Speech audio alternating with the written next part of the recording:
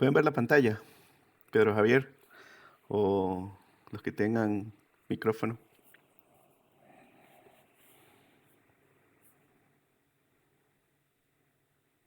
Sí se ve la pantalla. Lo que veo, no sé si es mi internet, pero Ah, lo veo lento, pues. ok, sí, ese es, me imagino, am,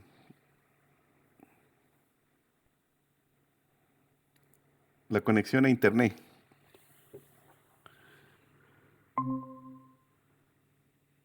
Ok,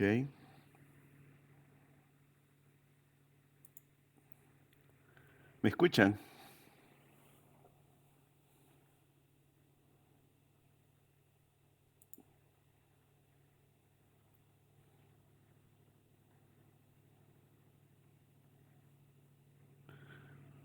Ok, genial.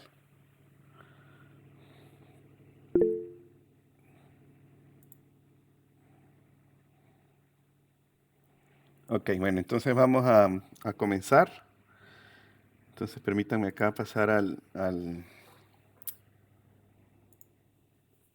pizarrón. Ok, antes del pizarrón, este era el enunciado del problema de clase, era el siguiente. Entonces me dice un cable AWG TW de 60 grados centígrados con un conductor de cobre tiene una capacidad de corriente nominal de 20 amperios. Fíjense que no me están dando el calibre. La temperatura ambiente es de 20 grados centígrados. Para este cable determine primero la nueva temperatura máxima de operación si el conductor se reemplaza por un conductor equivalente de aluminio del mismo calibre y con la misma corriente de 20 amperios. Y dos, ¿cuál debe ser la nueva especificación máxima del amperaje del conductor de aluminio para garantizar operación a 60 grados centígrados? Aquí, digamos, en el número 2 es donde ha habido la mayor cantidad de problemas porque nuevo cambio el cobre a aluminio y debo seguir garantizando que la temperatura máxima de operación sea la misma. 3. El cable con conductor de cobre, el aislamiento se reemplaza por TTU, 90 grados centígrados, cuál es el nuevo amperaje del cable. Y el 4, el cable conductor de cobre opera en Maracaibo, donde la temperatura ambiente promedio es de 35 grados centígrados. La pregunta es, ¿cuál es el nuevo amperaje del cable con aislamiento TW? Y la 5, el cable con conductor de cobre ahora opera en Timotes, donde la temperatura ambiente promedio es 10 grados centígrados. Y me preguntan, ¿cuál es el nuevo amperaje del cable con aislamiento TW? Entonces, en fin, es un problema con varias situaciones en las cuales, en función de la situación específica, entonces tenemos que calcular cuál va a ser la temperatura de operación del conductor, del cable, y el número 4 y el número 5, cuál va a ser el amperaje máximo de ese cable cuando cambia la temperatura ambiente. Entonces, vamos a repasar la fórmula.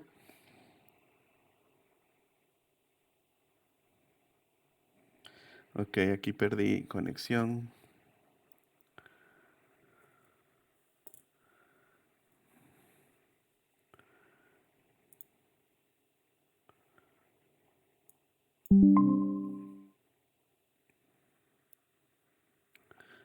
¿Aló? ¿Me escuchan?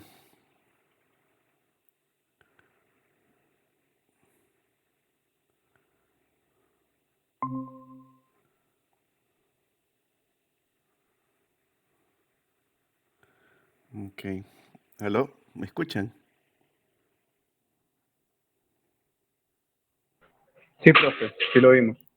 Ok, hay problemas de conexión hoy, no sé. Vamos a ver. Bueno, vamos a continuar. Creo que se me cayó. um, Entire screen, allow. Vamos a ver qué pasa en ese caso. Ok, entonces me avisan si ven el pizarrón.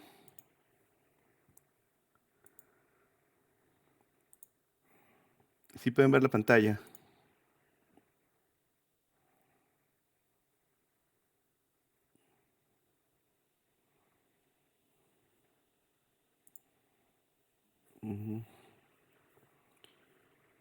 Vamos a ver.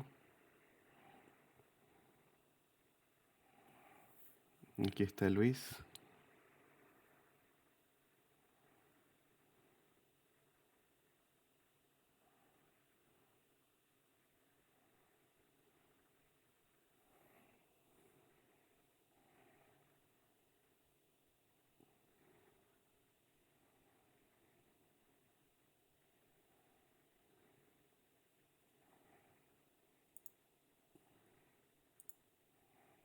Ujú.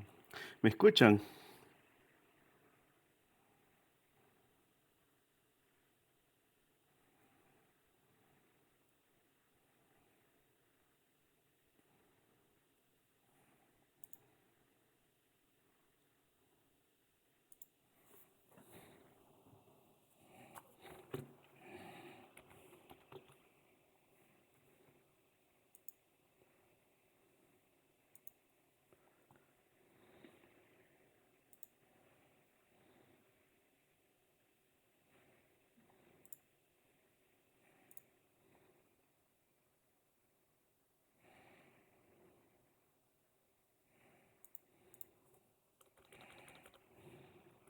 ¿Aló? ¿Me escuchan? ¿Pueden ver la pantalla?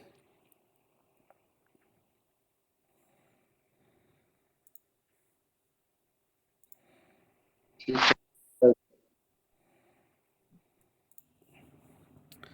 Continuamos entonces y el problema. Entonces recordemos que el problema de la tarea lo que trata es de que si tenemos un cable que inicialmente es de cobre y ese cable tiene un aislamiento que en ese caso sería TW. Entonces me pregunta qué va a ocurrir cuando cambio de cobre a aluminio y cuando cambio de TW a TTU. ¿Ok? Y lo otro es cuando cambia de cuando cambia la temperatura ambiente, por ejemplo, si el cable opera en Maracaibo o en Timotes.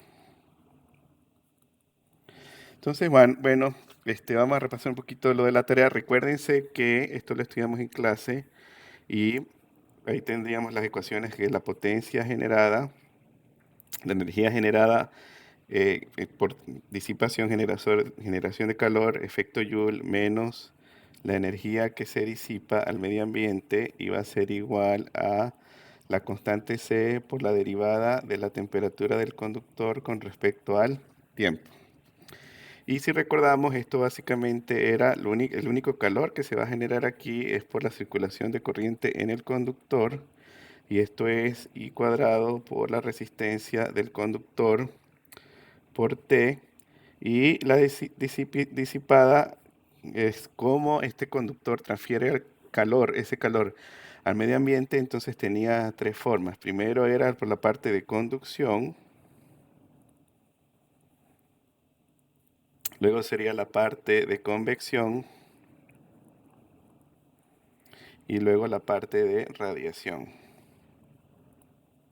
Pero esta sabemos que no hay nada tocando el cable, entonces este sería cero.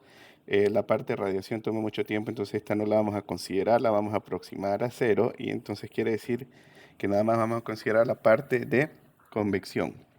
Entonces, cuando es la parte de convección y esto está en estado estacionario, es decir, la derivada de ese conductor con respecto a la temperatura del conductor con respecto al tiempo es cero, entonces tenemos que I cuadrado por la resistencia del conductor por T menos, acuérdense que la de convección sería la K de convección multiplicado por la diferencia de temperatura θ sub T menos la temperatura ambiente. Y a la final, cuando trabajamos esta fórmula, entonces consideramos dos casos.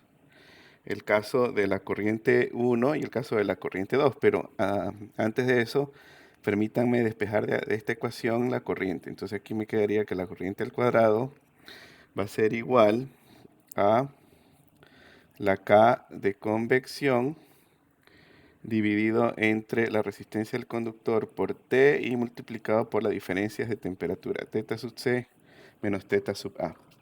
Y luego lo que hacíamos acá era que hacíamos la relación a dos condiciones diferentes, una condición 1 y una condición 2. A ver cómo va la conexión. Ok, parece que está más estable ahora. Ok, perfecto. Entonces, cuando hago esa condición, me queda que I sub 1 al cuadrado entre I sub 2 al cuadrado va a ser igual a la K de convección 1 dividido entre la resistencia del conductor 1 por T y multiplicado por la temperatura del conductor 1 menos la temperatura ambiente de la condición 1. Y en la parte de abajo sería igual, sería la K de convección y en términos más general, pongamos que es una condición 2, que esa K cambia, dividido entre la resistencia del conductor para la condición 2 por el tiempo, multiplicado por la temperatura del conductor 2 menos la temperatura ambiente 2. Y esa sería la relación, de nuevo, para la condición 1 y la condición 2. Entonces, fíjense, aquí pensamos, ok, el tiempo obviamente va a ser igual. Estamos haciendo la evaluación, la comparación en estado estacionario, o sea que tenemos que tener una misma base, una misma referencia de tiempo. La K de convección, como no está cambiando la geometría del cable, la vamos a asumir que es igual, entonces este se cancela con este. Total, que a la final me queda que la corriente 1 al cuadrado entre la corriente 2 al cuadrado va a ser igual a la resistencia del conductor 2 entre la resistencia del conductor 1 multiplicado por la temperatura del conductor 1 menos la temperatura ambiente de la condición 1 entre la temperatura del conductor de la condición 2 menos la temperatura ambiente de la condición 2. ¿Ok? Y esta es la ecuación que vamos a utilizar. Ahora, en términos generales, esta ecuación de corriente, ¿qué es lo que ocurre? Lo que vimos con anterioridad era el mismo material, el mismo calibre, entonces por lo tanto estas resistencias se cancelan, pero en este caso no, porque en este caso entonces estaríamos cambiando la condición de 1 a 2, cambiando el material del conductor. Es decir, podemos establecer acá que la condición 1 es todo lo que está relacionado con el aluminio y la condición 2 todo lo que está relacionado con el cobre. Y si aplicamos la fórmula, entonces me quedaría lo siguiente.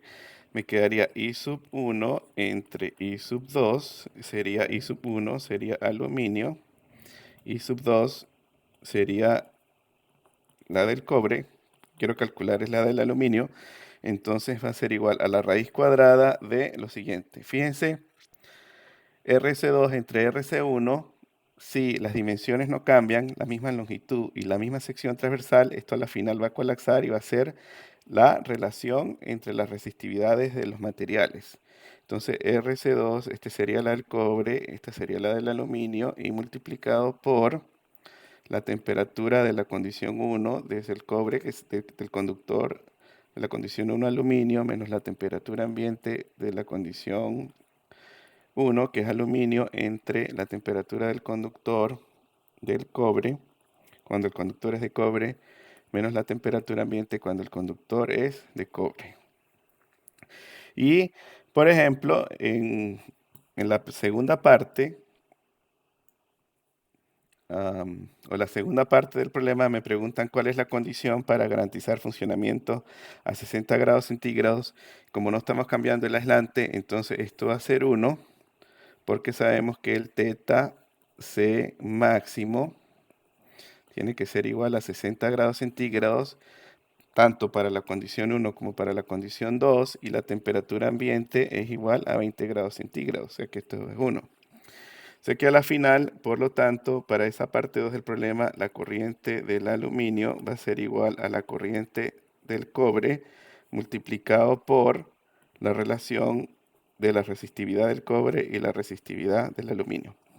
Pero ya sabemos de clases anteriores que esto va a ser igual a 0,6 Entonces a la final esto va a ser los 20 amperios por la raíz cuadrada de 0,6. Entonces para esa segunda parte del problema, que es la más compleja, entonces me queda que la corriente del aluminio para garantizar la operación a con 60 grados centígrados va a ser igual a 20 por la raíz de 0,6 y eso me da aproximadamente 5,5 amperios. Entonces, claro, obviamente la corriente tiene que disminuir para garantizar la operación a 60 amperios porque el aluminio tiene mayor resistividad que el cobre.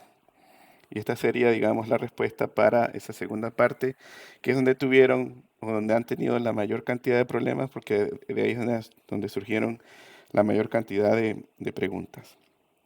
Cuando no cambia el material del conductor, entonces simplemente un juego de considerar aquí cómo cambia la temperatura del conductor máxima a la condición 1 a la condición 2. Por ejemplo, si cambio el aislante ahora de TW a TTU, entonces cuando tiene aislante de TTU, ese conductor ahora puede operar a 90 grados centígrados máximo.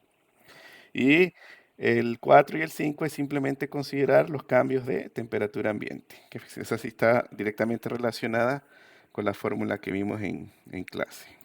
¿Ok? Entonces voy a guardar esto. Y vamos a ver cómo va la conexión. Esto sería 1. Guardar. Ok.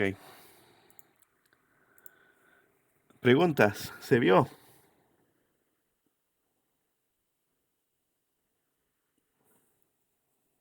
¿Me escuchan? Sí, profe. Ok. Bueno. Ahí donde tuvieron más problemas. Entonces, los que no han entregado la tarea, traten de hacerla ya, digamos, teniendo este análisis acá. Y bueno, la idea es, digamos, es que esto se entienda bien porque es fundamental entender cuál es el proceso térmico que se lleva ahí en el conductor y en el cable, cuando tengo el aislamiento. Recuerden que aquí lo que limita la máxima temperatura de operación del conductor es el aislamiento que usted le coloca. Entonces, si le colocamos TW, ya sabemos que esto es 60 grados centígrados. Ese va a ser el teta máximo del conductor. ¿Ok? Y si va a TTU, ya sabemos que esa temperatura ahora es 90 grados centígrados. Entonces, simplemente cambiándole el aislamiento al cable, yo puedo operar con mayor amperaje porque el material aislante, entonces, puede soportar, perdón, una mayor corriente. ¿Ok?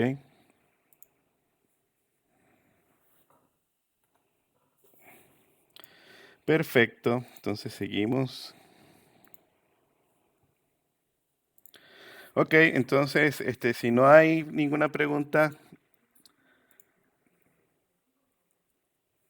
entonces vamos a continuar con la parte de la unidad 2 de alumbrado. ¿Alguna pregunta?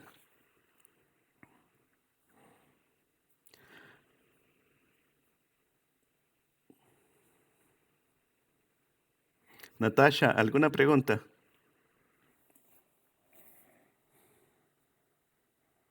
Ok, gracias Isabel. Ok, entonces continuamos con la parte de alumbrado. Y recuérdense que al final de la clase del pasado miércoles, la última parte estábamos hablando de lo que es la reproducción cromática de una lámpara o el concepto del color rendering. ¿Ok? Entonces, ahí discutíamos que ese color rendering era un parámetro importante porque a la final era una métrica, un índice que nos va a indicar que la luz que produce la lámpara, que produce la iluminación artificial, qué tanto se parece ese espectro de la luz que produce esa lámpara con respecto a la luz natural o la iluminación natural del sol. Y que eso va a ser importante porque en función del color rendering es donde vamos a ver con alumbrado artificial producido por la lámpara, la gama de colores más rica o menos rica dependiendo de ese índice de reproducción cromática. Entonces, fíjense, em, el color verdadero de un objeto es aquel que percibimos con nuestros ojos con la iluminación natural del sol. Esa es la referencia.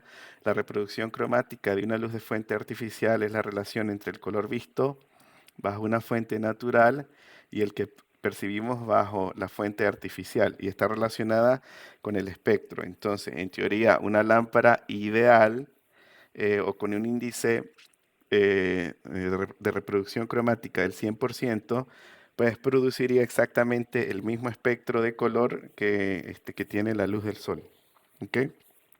Pero realmente eso no es así, eso sería un caso ideal. Realmente es un índice que va del 0 al 100%, 0, es decir, no tiene exactamente nada del espectro de luz visual, 100% exactamente igual. Y entonces generalmente si es una lámpara de alta calidad o con buen índice, perdón, de reproducción cromática, va a ser una lámpara que tiene más o menos valores entre 70, 80, 90%, dependiendo de la aplicación. ¿Ok?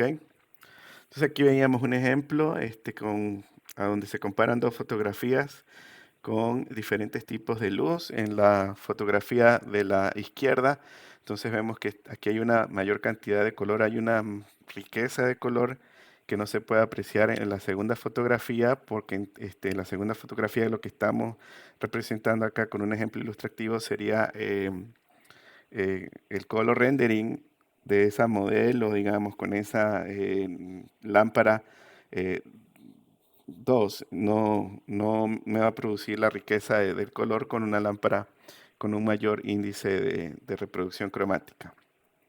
Y aquí veíamos otro ejemplo. Entonces, fíjense, este sería el caso de referencia y aquí dos ejemplos eh, con dos casos diferentes.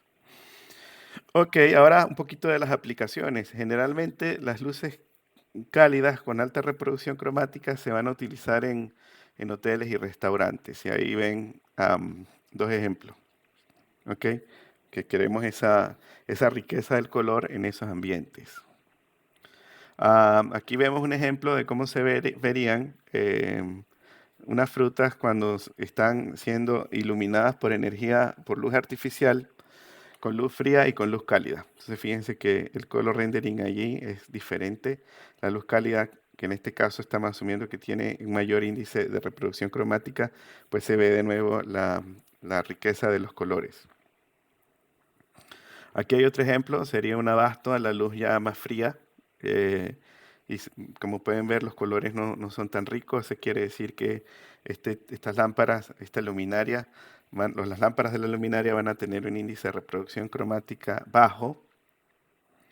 Ah, Al exhibir productos es muy importante un índice de reproducción cromática alto y también la temperatura del color de la luz utilizada. Em, es bien importante, por ejemplo, acá en esta tienda, de que fíjense, la iluminación, tengo una iluminación general, pero también tengo iluminación localizada, sería esta lámpara para, digamos, resaltar aquí los maniquí con los vestidos. Entonces ahí es bien importante tener un índice de reproducción cromática alto para que entonces se vea la riqueza del color de los artículos que hay en la tienda. ¿Ok? Y aquí hay dos ejemplos. Fíjese el ejemplo en la parte izquierda superior, luz cálida con un alto índice de reproducción cromática. Aquí pueden observar la riqueza del color que se logra, y luz fría, que generalmente tiene un bajo índice de reproducción cromática. Entonces no podemos ver esos colores, no podemos ver esa riqueza del color. Y claro, obviamente este es un caso bien extremo, ¿no? Es un caso, simplemente un ejemplo ilustrativo. Ok, entonces, ¿cómo vemos eso en las lámparas? Aquí hay un ejemplo de esta lámpara de la marca Dulux. Entonces, vamos a ver las diferentes columnas. Entonces, primero me aparece el modelo de la lámpara, entonces sería el número de catálogo. Este va de 110 a 130 voltios, es decir, puede trabajar en ese rango. Tiene 6.000 horas de vida. Este sería la descripción más específica del modelo. La primera sería de 15 vatios. Después viene 15 vatios y vamos a ver posteriormente qué significan esos números, etcétera, etcétera, hasta 20 vatios y 840, etcétera. Pero lo que me interesa por ahora es esta especificación de acá. Esta sería la potencia de la lámpara, 15, 15, 20, 20, 20. Los lumen que me produce cada lámpara, 800, 800, 760, 1200, 1100 y 1050. Luego la K, que sería la temperatura del color. Recuérdense que colores más cálidos tienen una temperatura del color baja y los colores más fríos tienen una temperatura de color alta. Y recuérdense que la referencia sería más o menos unos 5000 Kelvin, que está relacionada con la luz de un día soleado a nivel del mar. Y bueno, la definición de cada uno de esos colores, digamos, amarillas para temperaturas de color baja, pasando por los blancos y hacia los azules. Y lo que nos interesa acá, que estamos hablando, es del índice de reproducción cromática. Estas lámparas todas tienen un índice de reproducción cromática del 82%. Es decir, producen, o el espectro, la similitud del espectro de luz que produce la lámpara es 82% del espectro de luz de referencia. ¿Ok? Luego, me dan aquí en la intensidad máxima de la lámpara y esta especificación que está acá, que es la E27, este es el tipo de boquilla. ¿Ok? Y eso está normalizado. Entonces, para los bombillos comunes, que todos utilizamos bombillos incandescentes o de alto rendimiento o LED que tengan este tipo de boquilla, esa es la boquilla E27. Y esto viene de Edison, que Edison fue el primero que patentó la boquilla de rosca. Entonces la E significa Edison y 27 significa que tiene 27 milímetros de diámetro esa boquilla. Las más grandes, y esta es de tamaño mediano, si vamos un tamaño más arriba, se llama de tamaño grande, entonces esa sería la E39. Ok, Edison 39 milímetros de diámetro de la boquilla, y de nuevo E es porque fue la patentada por Edison, que es el bombillo de rosca. Ok, y y hay otras especificaciones acá, que es el número de lámparas que viene por caja y el número de cajas que vienen, de cajas individuales por caja, y el número de lámparas en cada caja. ¿Ok? Entonces, digamos, es la especificación técnica de una lámpara de ese tipo. Y ya luego, pues, a medida que hagamos más ejemplos, esas especificaciones tendremos que tomarlas más en cuenta. Ok, aquí hay otra, digamos, este sería de Osram Deluxe, ahorrador de energía, 15 watts. Entonces, vamos ahora a entender qué es lo que significa esos números, ¿no? Entonces, el primer número está relacionado con el índice de reproducción cromática. Entonces, si es 8, es 80%, y los otros dos dígitos, 27, quiere decir que eso está relacionado con la temperatura del color. O sea que una 827 sería una lámpara de 15 watts, en este caso con un índice de reproducción cromática de 80% y una temperatura del color de 2700 Kelvin. Después me da la especificación del flujo luminoso en lúmenes y la vida útil de la lámpara. Esto es 6000 horas y generalmente la vida de la lámpara se calcula con una operación promedio de alrededor de 2,5 horas al día. El fabricante te lo va a especificar en la descripción de la lámpara.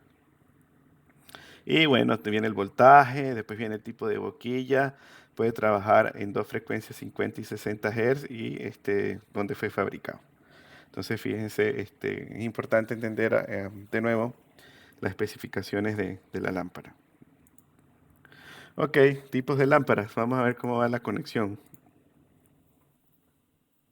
Perfecto, ahí estamos conectados. Ok, tipos de lámparas. Aquí vamos a hacer un repaso. Las lámparas incandescentes. Hay incandescentes tradicionales, como esta que vemos acá, o este bombillo que vemos aquí. Y están los incandescentes con halógenos. Y ya vamos a ver cuáles son las diferencias. Ok, las lámparas incandescentes entonces funcionan bajo el principio que se llama de termoluminiscencia, es decir, que cuando un material llega a una cierta temperatura, entonces naturalmente tenemos radiación de energía y esa radiación de energía, parte de esa radiación de energía entonces va a estar en el espectro de la luz visible. Entonces, una fuente de iluminación, una lámpara incandescente, formalmente la podemos definir como una fuente de iluminación que genera luz mediante un alambre o filamento delgado, normalmente es tungsteno. Los radialógenos serán halógenos, calentado al blanco mediante una corriente eléctrica que lo atraviesa. ¿Ok? Entonces, aquí tenemos que llegar a esas temperaturas súper altas para poder tener esa radiación. Y esta temperatura la logramos a través de la circulación de la corriente eléctrica.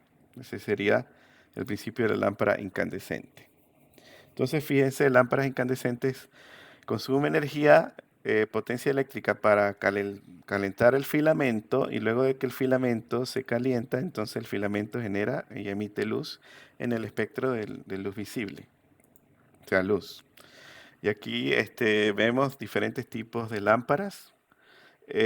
Alguna de sus características es que generalmente emite una luz cálida y agradable. Como está basado en el principio de termoluminiscencia, generalmente tenemos un espectro bien rico de todas esas frecuencias o longitudes de onda de la luz visible. Y aquí vemos entonces los diferentes tipos de la lámpara. Entonces, estas que son las comunes, de boquillas comunes, son las que llamamos las E26 o puede ser E27. Y todas estas que son de rosca van a ser de Edison. Esta creo que es una E12, etcétera. Eso está normalizado. Ya luego por ahí les voy a mandar una tablita con los tamaños normalizados posiblemente al WhatsApp. O lo montamos ahí en internet. Ok, entonces otro ejemplo de lámparas incandescentes. Este es un ejemplo que se llama Bellalux Soft. Y de nuevo la luz es confortable y cómoda. Ok. Si utilizamos tonos pasteles, entonces esos tonos pasteles en general resaltan los colores existentes en el ambiente y ayudan a decorar con luz. Ok. Entonces, ya ahí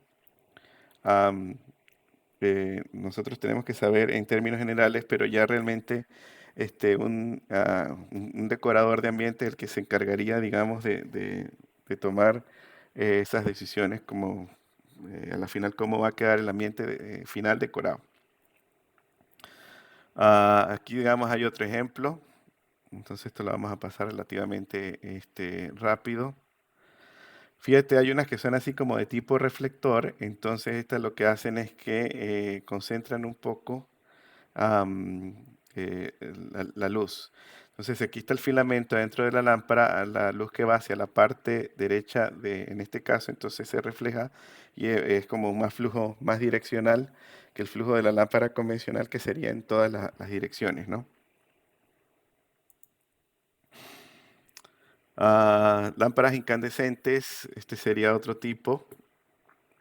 Ah, Generalmente lo utilizamos para iluminar los mesones de la cocina, etcétera. Y tiene este tipo tiene muy buena reproducción cromática. Ok, las lámparas halógenas son muy parecidas a las lámparas incandescentes, pero son de ampolla y dentro de la ampolla se incorpora un halógeno como bromo, yodo, etcétera. Y se sustituye el brillo de la ampolla por cuarzo debido a las altas temperaturas. Entonces, estas van a trabajar a más altas temperaturas y de nuevo nos proveen am, may- mayor nivel de iluminación y con un índice cromático bien rico. Ventaja de las halógenas es que pues las podemos hacer más pequeñas, resalta los colores porque tiene un índice cromático mayor, el flujo es más constante. Por ejemplo, si vemos cómo el flujo cambia en una lámpara a lo largo de su vida útil, la incandescente se va a reducir más rápidamente que una halógena, entonces es más uniforme, tiene mayor ni- eh, nivel de vida comparado con la incandescente convencional. La podemos también considerar como luz dirigida y 100% se puede hacer em, em, controlable el nivel de la intensidad de la luz, lo que se llama dimerizable, o viene de la palabra dimmer en inglés, que no es atenuar el nivel de iluminación. Ah, Generalmente, como la podemos hacer más pequeñas y proveen un mayor nivel de iluminación comparado con las incandescentes tradicionales, entonces generalmente las lámparas de los vehículos, de las luminarias de los vehículos, entonces son de este tipo, son halógenos. Ya hoy en día, pues entonces esto también se está sustituyendo por la tecnología LED. Ok, ¿cuáles son las desventajas? Porque no todo es color de rosa. Entonces, fíjense, tienen un tiempo de vida útil corto, es decir, pocas horas de funcionamiento. Generalmente se funden o la vida útil es de alrededor de unas 3000 horas. Algunas de ellas necesitan un transformador que obviamente también consume energía y por lo tanto entonces me va a empobrecer lo que es el rendimiento luminoso de la lámpara. Pero tienen su aplicación y todavía se usan. Em, Como hemos discutido anteriormente, todas estas tecnologías están siendo sustituidas por tecnología LED, pero estamos, digamos, en un proceso, en el proceso o en el periodo de transición. Entonces, pues, todavía tienen su aplicación y la usamos. Aquí hay otros ejemplos. Estos son todos ejemplos de ORRAM. Entonces, aquí de nuevo, como les mencionaba con anterioridad, viene ya una ampolla y otro ejemplo de más tipo cónico. Ahora vamos a hablar un poquito de las lámparas fluorescentes compactas o los fluorescentes de alto rendimiento. Pueden ser que vengan rectos o en espiral o semiespiral. ¿Ok? Esto en Venezuela generalmente vemos este tipo de lámparas. Entonces las compactas funcionan bajo el principio fluorescente que vamos a estudiar posteriormente. Y de nuevo, aquí vemos un ejemplo.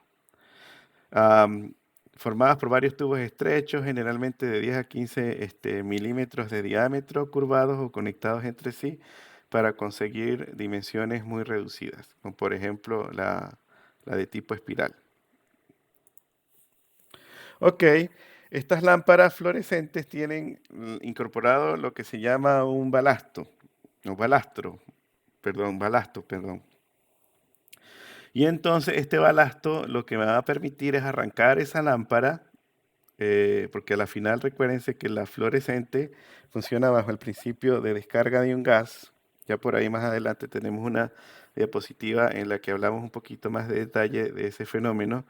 Y eso quiere decir que necesito em, el circuito, la parte eléctrica necesaria para poder arrancar la lámpara, es decir, para poder tener esa descarga inicial en el gas para que la lámpara arranque y ya luego de que arranque necesito tener el circuito eléctrico necesario para alimentar la lámpara de manera continua y muy importante, al ser una lámpara de descarga, también necesito de alguna manera filtrar la interferencia y los posibles armónicos que esa lámpara hasta cierto punto me inyecte al sistema de potencia. Y por eso es que generalmente esas lámparas, lo vemos acá, tienen en su circuito de control un capacitor cuya función principal es precisamente absorber esa interferencia electromagnética que se genera y también corregir un poco el factor de potencia que la red va a ver con respecto a la lámpara.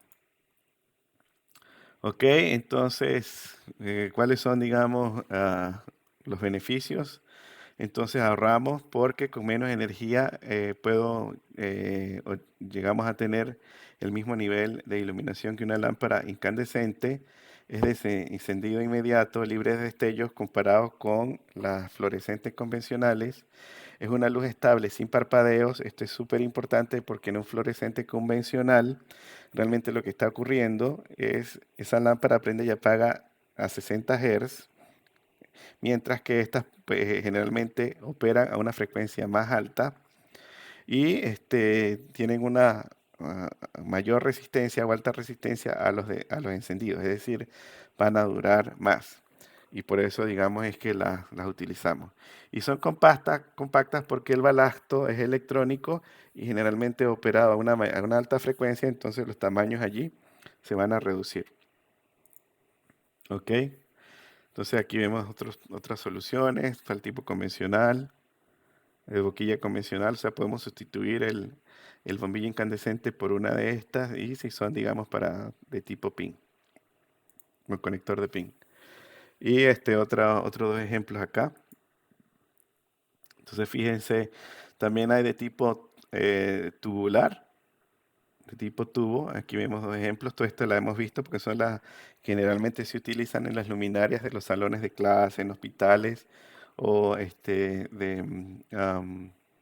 edificaciones gubernamentales o sociales. Y las lámparas de tipo fluorescente tubular también van a tener diferentes temperaturas del color que van desde los 3000 hasta los 8000. Y una de las características importantes es que tienen menor consumo y una vida útil súper larga. Por eso es que utilizamos este tipo en instalaciones o en edificaciones de tipo oficial o, por ejemplo, sociales como en las universidades. Y estas lámparas, si estamos hablando del diseño eléctrico convencional, van a requerir lo que se llama el balasto para su funcionamiento, básicamente para el arranque y para su funcionamiento. El balasto tiene dos funciones: proveer el arranque de la lámpara y luego limitar la corriente, porque después que la lámpara enciende es prácticamente como un cortocircuito, es una descarga del gas. Entonces, el balasto me permite controlar o limitar esa corriente. ¿Ok? ¿Cómo funciona? El principio es radiación, descarga de un gas.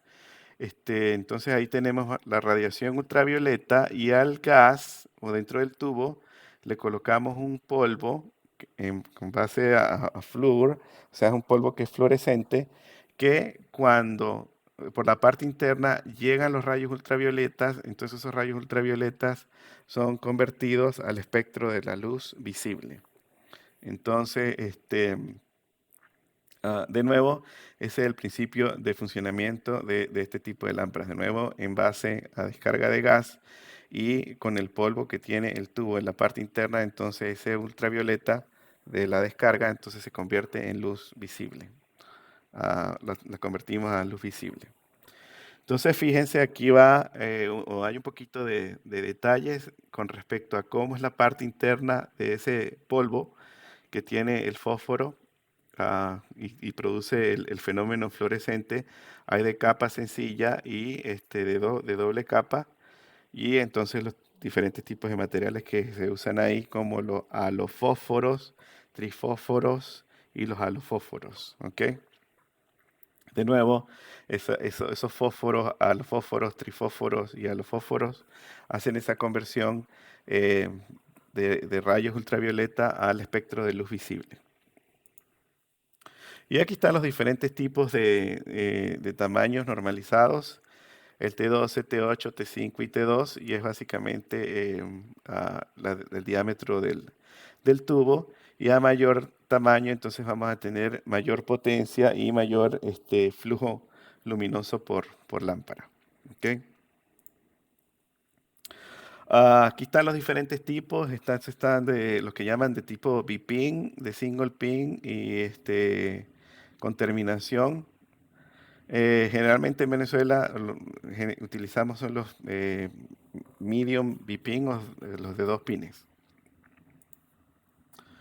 Ok, aquí vemos un ejemplo, diferentes temperaturas de color para lámparas fluorescentes. Entonces recuerden, 827 sería 80%, 2700, 80% del índice de reproducción cromática, 30, 3000 y así sucesivamente. Ok, las lámparas de descarga, entonces fíjense, estas serían más o menos el mismo principio.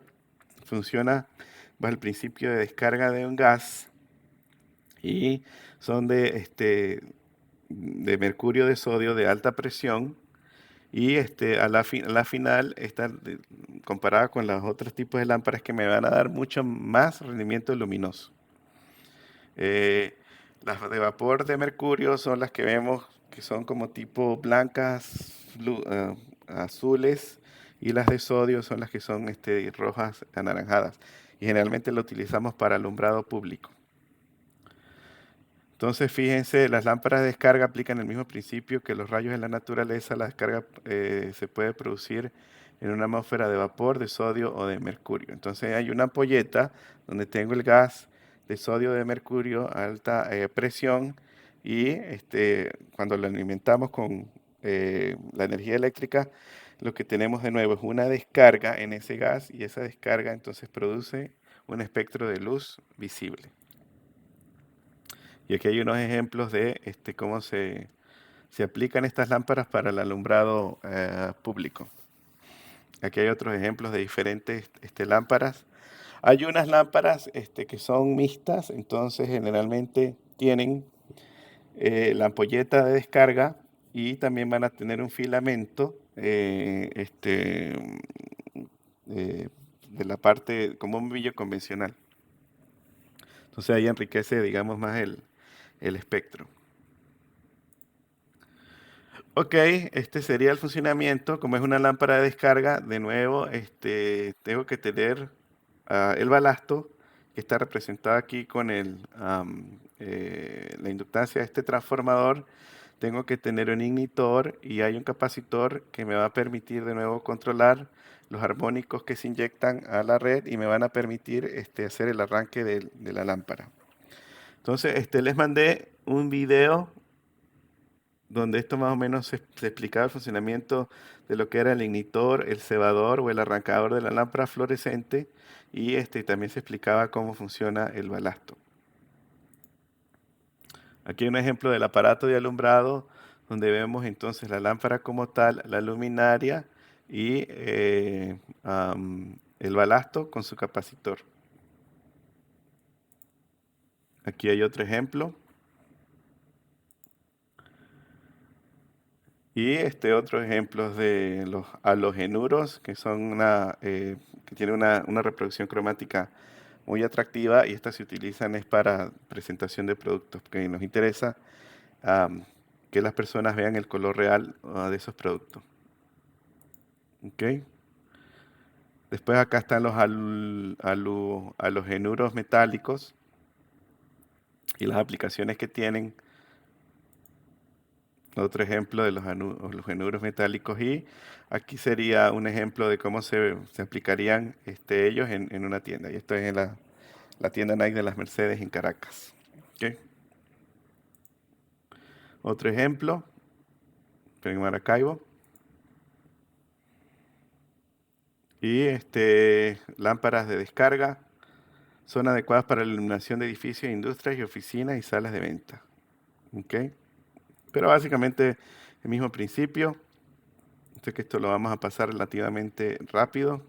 Lo van a revisar y si tienen alguna duda, pues hacen la pregunta. Y algunas aplicaciones de esas lámparas de descargas. Entonces, ahorita vamos a pasar para la parte LED. ¿Hay alguna pregunta? ¿Me escuchan? Juan, adelante. Pero sobre las fluorescentes, profe, Ujú. ¿por qué ellas tienen unas ampolletas de mercurio en la base de la lámpara? Las fluorescentes. Pues sí, una vez se me partió una y cuando Ah, abrí la claro, porque ampolleta, esas son las de vapor, pero fluorescentes como tal o fluorescente convencional o de descarga. era la de descarga.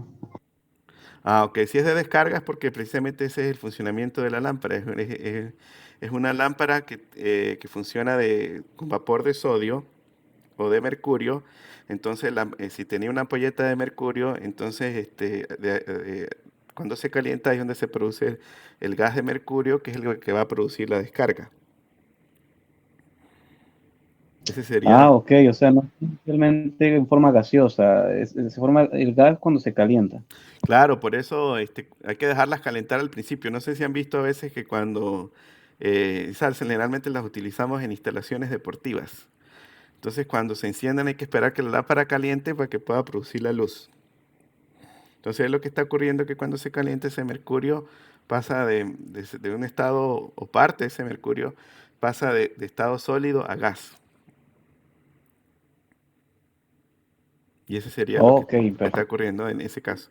Y a veces tardan tiempo en arrancar. Am, lo otro es si revisaron o no sé si tuvieron la oportunidad de ver el video del starter, del cebador de las lámparas fluorescentes. ¿Lo vieron? Sí, profesor. ¿Y alguna pregunta o no?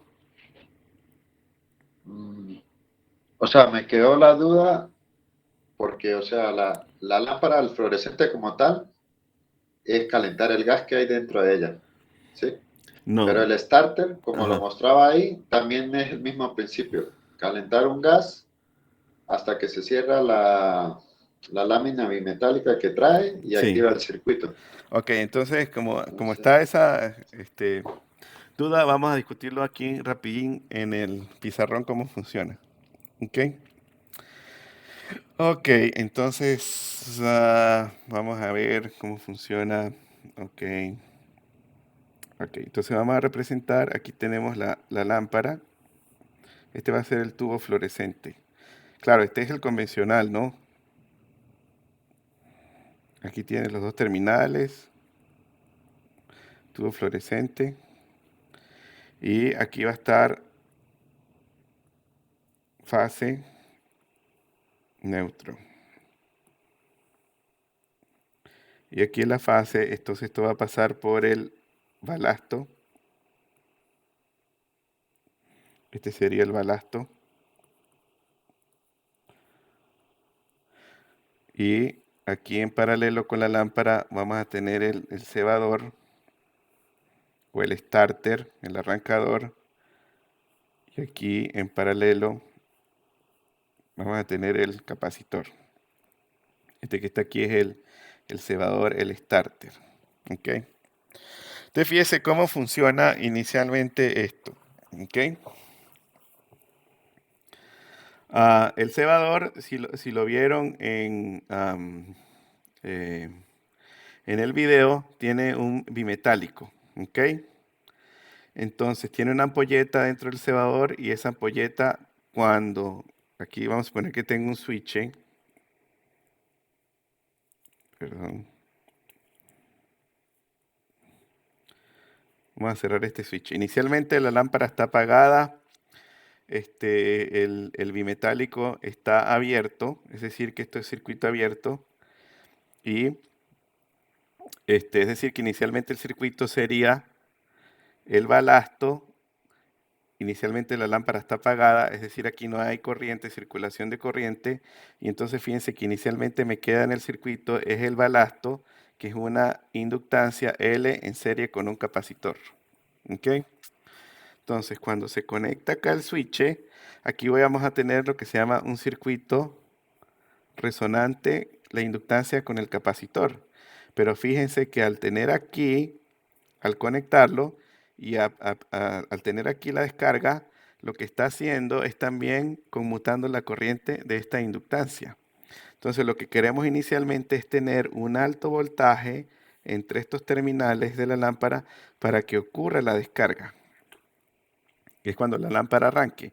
Y ya luego que ocurra la descarga, esto se va a comportar como un circuito, casi como un cortocircuito, y las altas frecuencias de corriente que hay de esa descarga, entonces las va a filtrar el capacitor, y esa es la función principal de ese capacitor. De tal manera que esas altas frecuencias se queden circulando ahí y no vayan, bueno, no van a ir porque también alta frecuencia se comporta como circuito abierto, a interferir con el sistema de potencia. Entonces, de nuevo, aquí en este lo que tenemos es una ampolleta con un bimetálico, un gas, una descarga. A lo que hay la descarga, este gas se calienta el bimetálico y hace que esto entre en cortocircuito. Y así pues es como funciona el balasto convencional, ¿ok?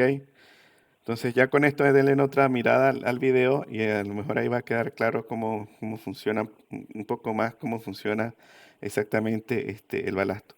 Ya los más nuevos, o sea, porque en las lámparas de alto rendimiento fluorescentes también tenemos balasto, pero ya ese balasto es un balasto que es electrónico. Estamos utilizando ahí electrónica de potencia y altas frecuencias de conmutación.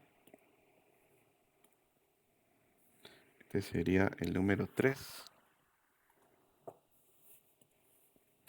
Perfecto. Ok. Clear canvas. Ok. ¿Alguna otra pregunta? Esta parte es pura, digamos, teoría, especificaciones de lámpara. Ya luego ya vamos a ir a ver lo que es el cálculo del alumbrado como tal. Ahí sí es más divertido. Pero tenemos que formarnos una idea de los diferentes tipos de lámparas que hay, escultura general pues necesaria para esta parte, para esta unidad. ¿Ok? Los LED, entonces hablamos de LED, es luz, diodo emisor de luz o light emitting diode. Y recuérdense que ahí el principio es básicamente, tengo un material semiconductor, a través de la energía eléctrica le damos energía a los electrones que pasen de un nivel, de un orbital a otro orbital, y cuando ellos regresan, cuando pierden la energía, regresan a otro orbital, es donde se emite el fotón, ¿ok? Y lo bueno de esta tecnología es que tiene un alto rendimiento luminoso, es decir, la cantidad de iluminación que uno tiene por watt es mucho mayor que las lámparas convencionales, que cualquier otro tipo de tecnología anterior. Entonces acá vemos un ejemplo, en este caso reemplazando esas halógenas.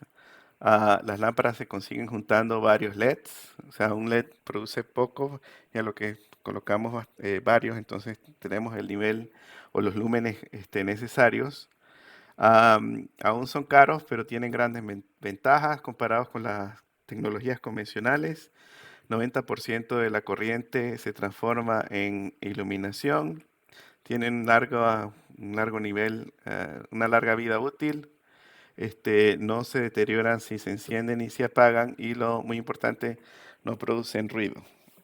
Am, Todos sabemos que un fluorescente convencional tiene su vibración allí de 60 Hz.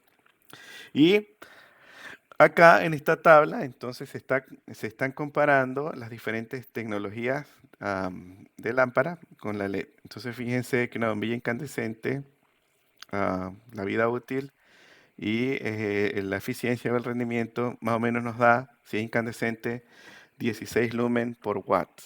Pero si los comparamos con la LED, dependiendo de la tecnología, esa va entre 50 y 150. Es decir, eh, en el mejor de los casos, es prácticamente un factor de 10. ¿Ok? Am, Mejora por un factor prácticamente de 10. Y luego, si usted considera acá la vida útil de la lámpara, pues es súper atractivo, entre 50.000 y 100.000 horas. Y las lámparas halógenas tubos fluorescentes. Fíjense que el tubo fluorescente es alrededor de unas 4 veces las lámparas incandescentes, y las bombillas de bajo consumo también, principios fluorescentes, están más o menos con el mismo nivel de eficiencia luminosa. ¿Ok? Aquí hay un ejemplo de lo que podemos lograr con los LEDs. Piscinas, bares. Aquí está, digamos, el ejemplo de esta tira de LEDs que se utilizó en ese caso. Les puedo cambiar el color. Y también se están utilizando ya para sustituir los halógenos de las lámparas de los autos. Ya los autos más nuevos vienen ya con y el tope de la línea. Los más lujosos vienen ya con sus lámparas LED, tanto de freno como de iluminación hacia la parte frontal. Ok. Otro ejemplo de Osram. Y valores típicos de la lámpara. Entonces, de nuevo, comparándolas: potencia, flujo luminoso y la eficacia. Entonces, vean las diferentes tecnologías. Este es como material de referencia. Y ahora de forma gráfica. Pero aquí no están incluidas las LED, sino, digamos, las convencionales. La vida útil, de nuevo, en función del tipo de lámpara. Y ahora vamos a hablar de las luminarias. O sea, ya hablamos de la lámpara. La lámpara es el elemento que produce la luz, y esas lámparas ahora las vamos a colocar en el aparato de alumbrado, o lo que se llama la luminaria. Es decir, como lo discutimos en la clase anterior, el aparato que va a tener las conexiones eléctricas que me va a permitir alimentar a la lámpara. El aparato que me va a permitir controlar el flujo y cómo ese flujo sale de las lámparas hacia el medio ambiente. Eso es lo que se llama la luminaria. Entonces vamos a ver algunos de los detalles. Aquí estamos ya formalizando lo que hablamos en la clase anterior: las formas de cómo se clasifican las luminarias de acuerdo a la emisión del flujo. Si el flujo luminoso va a la parte inferior entre el 90 y 100%, y entre 0 y 10% a la parte superior, ese se define como una distribución de flujo directa. Semi-indirecta, aquí es cuando para la parte superior va entre 10 y 40% del flujo luminoso. Generación difusa es más o menos 50-50 hacia la parte superior y la parte inferior, pero hay un rango entre 40 y 60%, se puede considerar difusa. Directa e indirecta es muy parecida a la anterior, pero fíjense que acá es más que todo concentrado hacia arriba y hacia abajo, mientras que en la general difusa es prácticamente en todas las direcciones. Semi-indirecta, entonces ahora la mayoría del flujo va hacia la parte superior y la minoría del flujo hacia la parte inferior. Indirecta es cuando la mayoría del flujo, prácticamente todo, va entonces hacia la parte superior. Y es la forma como clasificamos las luminarias, de acuerdo a cómo distribuyen el flujo. La aplicación de las luminarias, entonces acá, en función del tipo de lámpara que tengamos, entonces ellas van a tener diferente aplicación, ¿no? Entonces fíjense que para la lámpara de tipo incandescente estándar, de nuevo, algunos valores importantes acá, como la eficacia, vida útil, rendimiento del color, 100%, para las incandescentes, la gama de bateaje disponible, y lo importante es la aplicación. Entonces fíjense: incandescente estándar, uso general de interiores; incandescente halógena, uso decorativo, escaparates, expositores, vitrinas, etcétera; fluorescente, oficinas e interiores con altura mayor de 4 metros, con largos periodos de encendido. De nuevo, por esto lo utilizamos en entes públicos, como por ejemplo universidades, escuelas, etcétera. vapor de mercurio con color corregido. Estas son las que tienen, además del tubo de mercurio, la parte incandescente para corregirles el color. Naves de techo alto y alumbrado de exteriores, vapor de mercurio con halogenuros. Alumbrados de bodegas, donde hay requisitos que debo tener calidad del color. Vapor de sodio de alta presión, generalmente es alumbrado de exteriores y alumbrado público. Y el vapor de sodio a baja presión, alumbrado de zonas sin requisitos de color. Eh, Generalmente también lo usamos mucho para iluminar carreteras. Aquí hay más aplicaciones. Entonces, es simplemente como material de referencia para que lo tengan allá. Entonces, con respecto a las aplicaciones, si tomamos en cuenta el uso del espacio, si es doméstico, podemos utilizar incandescentes, fluorescentes, halógenas de baja potencia y fluorescentes compactas. Si es en oficina y estamos hablando de un alumbrado general, lámparas fluorescentes estaría bien. Por eso, en el salón de usos múltiples de la edificación, vamos a colocar este alumbrado fluorescente. Y para el alumbrado localizado de oficinas puede ser entonces que utilicemos incandescentes y halógenas de baja tensión. Si es de comercial, la aplicación o el ámbito de uso es comercial, podemos utilizar incandescentes, halógenas fluorescentes, y si tenemos una gran superficie con techos altos, podríamos utilizar ahí en ese caso una lámpara de mercurio a alta presión y halogenuros metálicos también. Si es la parte industrial, pues dependiendo de la aplicación industrial, todos los tipos. Y generalmente si estamos hablando de la parte industrial son galpones, entonces donde los techos son altos, entonces estamos hablando de techos, por ejemplo, de 6 metros o más.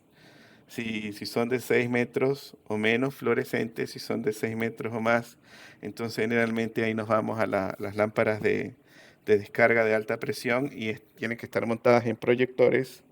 La luminaria tiene que tener un proyector para que dirija la luz hacia el plano de trabajo.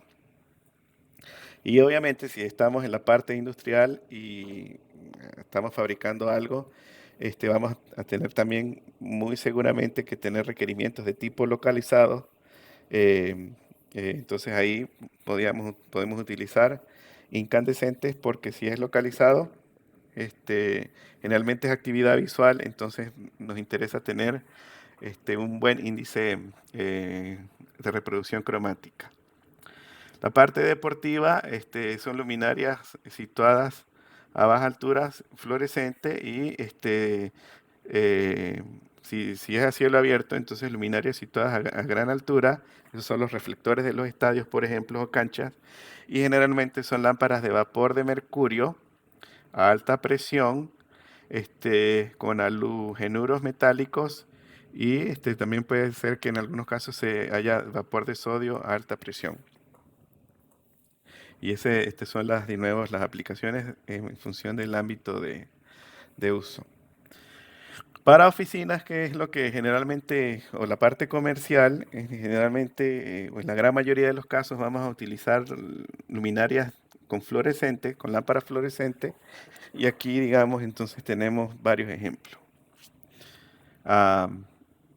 Pueden ser que tengan pantalla de plástico, ¿no? O rejillas, etcétera, etcétera. Y pueden ser montadas en superficie o empotradas. Alguien preguntó la semana pasada que cuál era la diferencia con respecto al símbolo. Recuérdense que si no me dicen nada, la luminaria siempre va a ser de montaje superficial, la salida, pues. Y ya, si requieren que sea embutida, entonces lo vamos a representar con el mismo símbolo, pero le vamos a hacer unas rayas como una sombra, para indicar entonces que va a estar generalmente embutida. Y embutida generalmente implica, en nuestro caso, es que ellas se van a ver como parte de la superficie del techo y generalmente entonces están como por ejemplo en un cielo raso. ¿Okay? Aquí hay otros ejemplos, las pueden haber de tipo rectangular o simplemente tan simples como simplemente el tubo, sin ningún tipo de pantalla o reflexión del flujo, o las puede ver, pueden existir, digamos, más sofisticadas con una pantalla reflectora dentro de la luminaria. Y estas, me imagino, ustedes las han visto en algunas partes allá en Venezuela, en los salones de clase, estas de repente en un banco más moderno o una oficina más moderna, las podemos ver. ¿Ok? Otros tipos, más alargadas. Estas son empotradas de oficinas. En fin, diferentes ejemplos. En algunos casos se pueden hacer de este tipo, en el cual entonces las podemos hacer de tipo direccional, y entonces esto lo podemos utilizar como por ejemplo para iluminar vitrinas, am, o tiendas, o etcétera, o galerías. Otros ejemplos. Y las colgantes industriales, que generalmente galpones son high base, significa que el techo es bien alto, entonces se utilizan generalmente de este tipo, y es decir, como un reflector. ¿Ok? Y hay varios tipos. Y acá me da un ejemplo de cómo distribuye el flujo. Entonces esto es importante porque vamos a ver después de que en función de cómo ellas distribuyen el flujo, entonces que vamos a considerar una separación máxima entre luminarias para que no me queden puntos oscuros en el plano de trabajo. Es decir, si esta es la luminaria y me está dispersando el flujo con un cierto ángulo, pues va a haber un límite, porque no quiero que si la siguiente luminaria la pongo muy lejos, me quede en una parte oscura en el plano de trabajo. Entonces eso lo vamos a definir. Por ahora, de nuevo, es la información general. Y hay proyectores que también se utilizan mucho para iluminar, por ejemplo, fachadas. Y aquí hay, digamos, algunos ejemplos. Aquí hay unos ejemplos con más detalles. Y generalmente estos reflectores, pues como van a estar, digamos, a la intemperie, entonces tienen que ser herméticos. Y recuérdense que cuando hablamos de dispositivos que sean herméticos, generalmente hablamos de los IP65, IP seguido de un número. Entonces, esto está relacionado es con el índice de protección, y en función del número, entonces nos va a decir, luego vamos a buscar alguna tabla de referencia para que también lo tengan allí, si es un índice de protección con respecto al polvo, a la humedad, y qué tanta protección tienen en función del IP o del índice de protección. Y más ejemplos de reflectores, que los tengan allí como referencia. Las lámparas de alumbrado público, entonces fíjense, generalmente son de este estilo. ah, y para áreas, digamos, verdes, entonces tenemos los postes, como por ejemplo una plaza o un parque, etcétera. En fin, una gran variedad.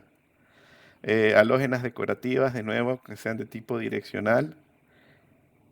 En fin, tenemos una gran variedad de soluciones para los diferentes tipos de casos. Esta es una de mis favoritas porque ah, esta da la que es redonda acá, que estoy señalando acá, esta da una distribución del flujo difusa hacia abajo, ¿no? Y fíjense que todas estas lámparas, eh, el flujo, o sea, tratamos siempre de que el flujo sea de distribución directa hacia abajo para no contaminar con la iluminación hacia el cielo. Entonces, fíjense que todas las que son el alumbrado público siempre tratamos de que ese flujo vaya siempre hacia la parte de abajo. Y algunos ejemplos, digamos, de aplicación de las diferentes luminarias en viviendas. Ustedes pueden ver el baño. Aquí me imagino, si ven en la foto, está el tomacorriente y el interruptor que debemos dejar al lado del lavamanos para controlar las luminarias del espejo. En esta no lo veo, pero debe estar por ahí. Perfecto. La cocina. Entonces fíjense, Tendríamos acá un alumbrado general de la cocina, estas son embutidas, y entonces alumbrado localizado debajo de los gabinetes. Este, ahí es donde podemos utilizar las halógenas por su pequeño tamaño y el índice de reproducción de color. Entonces, alumbrado de interiores, ah, las luminarias, distancias y alturas. Entonces, fíjense, vamos a empezar a definir alumbrado de interiores, y lo primero que vamos a ver acá es la distancia ideal que debe existir entre las luminarias y el plano de trabajo. Entonces, algunas definiciones, ¿no? D, de ahora en adelante, va a ser la separación entre luminarias, ¿ok? Y H va a ser lo que se llama la altura del plano de trabajo. Es decir, si aquí tenemos un escritorio o una mesa, lo que estamos representando acá, ahí encima de esa superficie es donde vamos a hacer, donde se va a hacer la actividad. Entonces, esa H se va a denominar de ahora en adelante la altura del plano de trabajo. Entonces, estas tablas de referencia lo que me van a decir es que en función del tipo de lámpara que esté utilizando, cuál va a ser la relación entre esa D y esa H, de tal manera entonces que no tengamos puntos oscuros en el plano de trabajo. Es decir, la luminaria distribuye el flujo en cierto ángulo. Debe haber una separación máxima entre las luminarias para permitir que, de nuevo, no me queden puntos oscuros en el plano de trabajo. Y esta sería la relación, de nuevo, entre esa separación y esa altura para esos diferentes tipos de lámparas que vemos en ese caso. Todo esto a la final, a pesar de que esto, digamos, es información general, etcétera, etcétera, ha cambiado mucho en función de lo que requiere el currículo o la dirección de la asignatura, el tema de las asignaturas, porque a la final todo esto lo hacemos a través de software. Y nosotros vamos a pasar por aquí, aquí en la materia, un proceso de cálculo de alumbrado a mano, que nos sirve como una referencia inicial. Es un proceso súper sencillo, ya lo vamos a ver pronto. Pero a la final todo esto, hoy en día, entonces lo aplicamos con el uso de software para el cálculo de alumbrado como el Dialux o sistemas CAD, pues de Computer Assisted Design o diseño asistido por computadora. Entonces ese software también se va a encargar de hacerme la distribución de la lámpara. Entonces fíjense, aquí básicamente es si tengo diferentes tipos de luminarias y tengo un área en la cual las tengo que distribuir, entonces si voy a lo largo las separo D, y si voy a lo ancho lo separo A. Y entonces, por ejemplo, en este caso idealizado acá, si es un rectángulo y el número total de luminarias acá son 12, entonces lo vamos a hacer de la manera más uniforme posible. Y ya luego vamos a ver que hay unas formulitas allí en función de 2n que podemos utilizar para lograr hacer esa distribución lo más uniforme posible. Y generalmente rectangulares, espacios rectangulares, pero también vamos en algún momento a hablar qué pasa cuando el espacio no es rectangular. Por ejemplo, un paralelogramo. Entonces aquí hay una pared que va en diagonal. ¿Cómo haría la distribución ahí en ese caso? Aquí hay un ejemplo, por favor lo revisen, que me dicen, ok, distribuir 12 luminarias en el siguiente local, de 3 por 12. Aquí está la solución, ¿no? Entonces serían 12 luminarias, y lo que habría que hacer es calcular cómo las vamos a distribuir. Luego vamos a regresar acá para hacer este ejemplo con ese número de luminarias a lo largo y el número de luminarias a lo ancho, para determinar cuál es la distribución más factible para este ejemplo. ¿Okay? Ahora vamos a definir las alturas que hay en un local, en el espacio en el cual queremos hacer el cálculo de alumbrado. Y esas alturas de ahora en adelante se van a definir como lo siguiente. La H total, esta va a ser la altura total de local. Y por definición va a ser la separación que existe o la altura entre el plano del piso y el plano de techo. Esa va a ser la altura total del local. ¿Ok? HT, H sub T.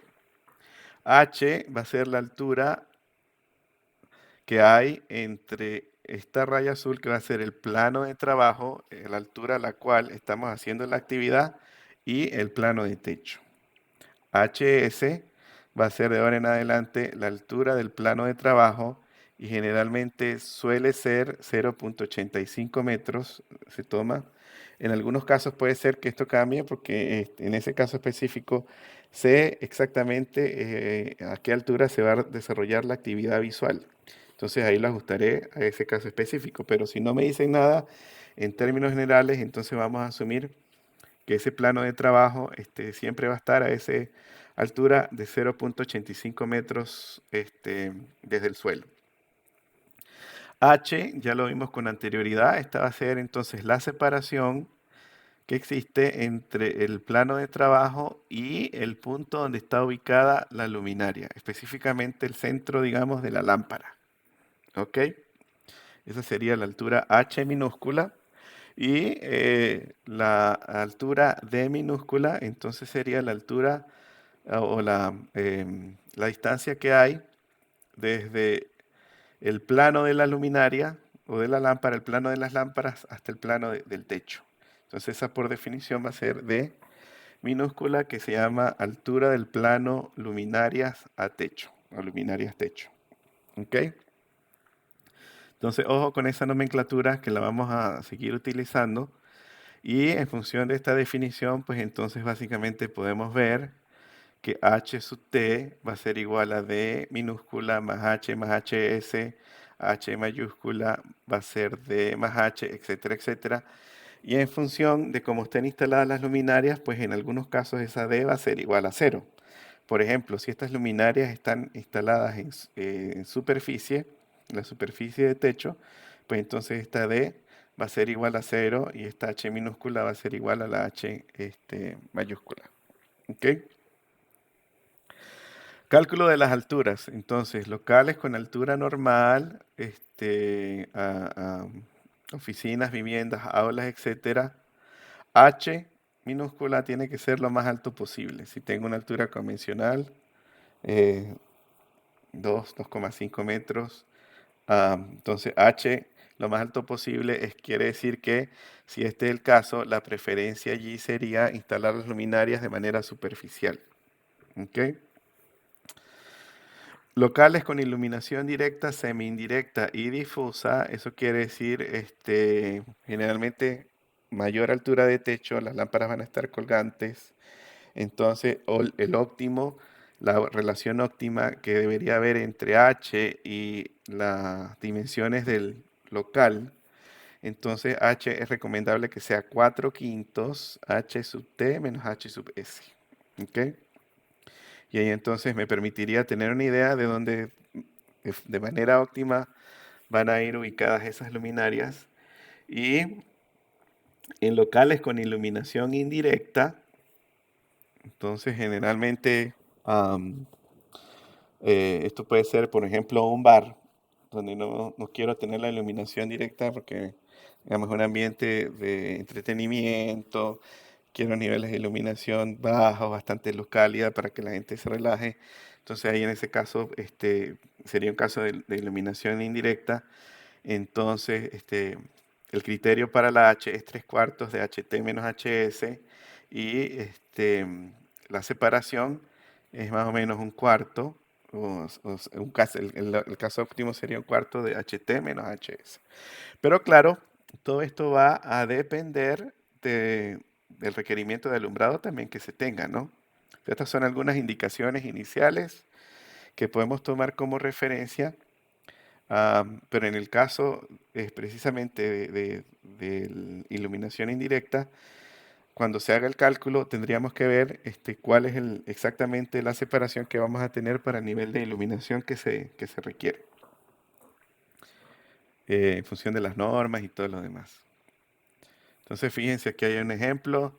Nos dicen que nos indique los casos óptimos para ese ejemplo que tenemos allá, donde me dan la altura del plano de trabajo de 1 metro, la H de 6,4, la D de 1,6 y hacer el cálculo, y entonces ahí están las distancias. Esto es muy sencillo, entonces se los dejo para que por favor lo revisen posteriormente.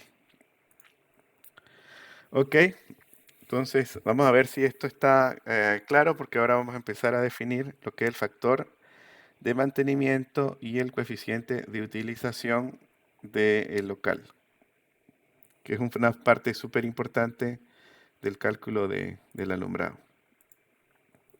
Ok, ¿alguna pregunta?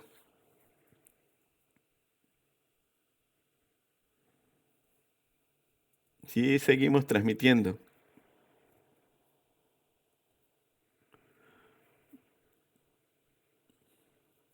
Gracias, José. Ok, perfecto, todo claro. Ok, no, genial.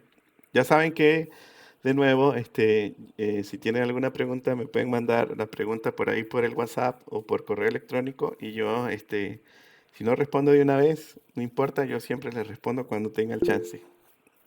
Adelante, Pedro. Profe, eso lo del distanciamiento y eso es solo para ambientes cerrados, ¿sí? Sí. Casas, locales, por lo Ujú. menos para luminaria pública y estadios, me imagino que son otros parámetros. Son otros parámetros. Entonces, si ustedes están interesados en esa parte también, ahí van a tener que ver la materia luminotecnia o sistemas de distribución. En sistemas de distribución, que es otra electiva que tenemos en el departamento, que también es del área de diseño de redes, entonces ahí vemos lo que sigue después de la instalación eléctrica. Entonces, fíjense, de aquí en instalaciones eléctricas vamos del toma corriente hasta la conexión con la compañía de suministro eléctrico. ¿Ok? En distribución vamos desde ese sistema de transformación de la instalación eléctrica hasta la subestación. Y entonces, como parte del sistema eléctrico de distribución, hay una parte de la materia que entonces está relacionada con cálculo de alumbrado público.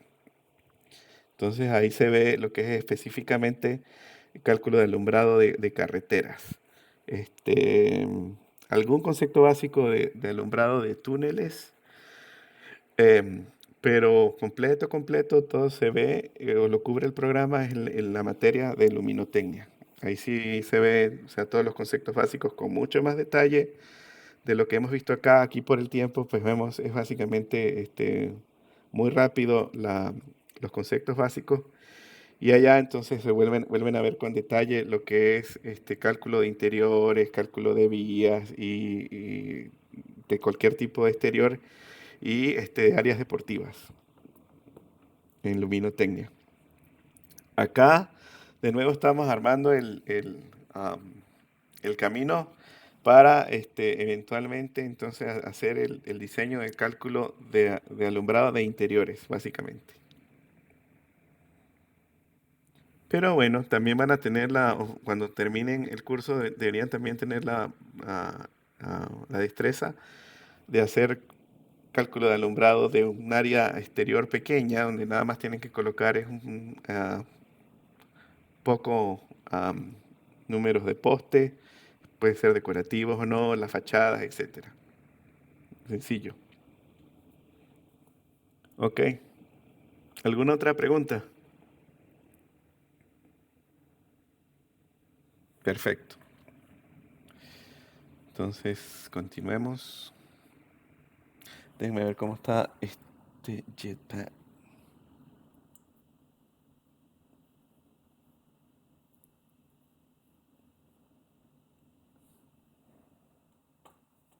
Ok. Perfecto. Entonces, continuamos.